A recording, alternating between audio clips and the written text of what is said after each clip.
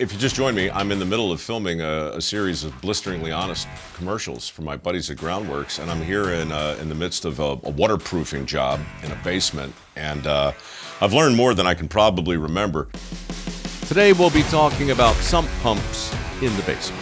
Here's Benny standing by to enlighten me on all things sump pump related. You ready to come on over and take a look? Terrific. So we don't have the actual pump in there at this point in time. We're not at that stage, but we've got the hole in the crock.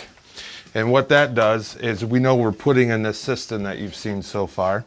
And all that water that we're taking to get rid of that hydrostatic pressure is going to run through our gutter system and come into this pump.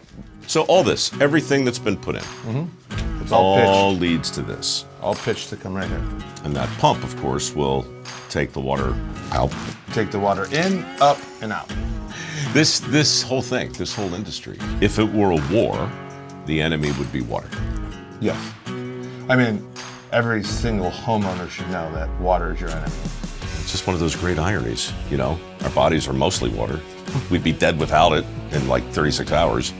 But it can destroy your biggest investment, like in a heartbeat. Yes. Well, I mean, it's not much point talking about a pump that's not there. Can you show me where it's gonna go outside? Yeah, let's go. Let's do that. After you. All right, be careful, this thing is a little... Age and beauty and all that, right? Yeah. So, this is what Benny's been doing. Out here in the fresh air. Digging a discharge trench. Yes, sir. We have to have the water get away from the home, right? Of course. Because we're trying to get it out, so it wouldn't make much sense to just let it go right here. Yeah. It's going right back to the foundation, right? So what we do is we take it 10 to 15 feet out, away from the home, and when we're done, you'll see that it's gonna go right in here. This is basically a yard well. So it'll take all the water in.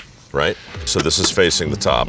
That's the bottom. And so the water will leak down, and if it gets, overstimulated, over full, it'll come out into the yard, help water the lawn a little. How do you know what far enough is? Like, why not? We never go closer than 10 feet. That is just the industry standard. Okay. So for here at Phyllis's house, it just made a little bit more sense if she has a pitch going down that we put it here so the water's gonna go out and away. That way. Right. Great. All right, so are we ready to lay this? Or we Oh no, of course, I saved you some. Did you? See, okay. What are you gonna do with the dirt?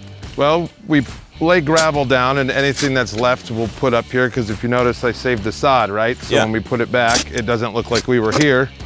What is your advice for homeowners like Phyllis? Like, should they be doing regular checks? How do you think about that?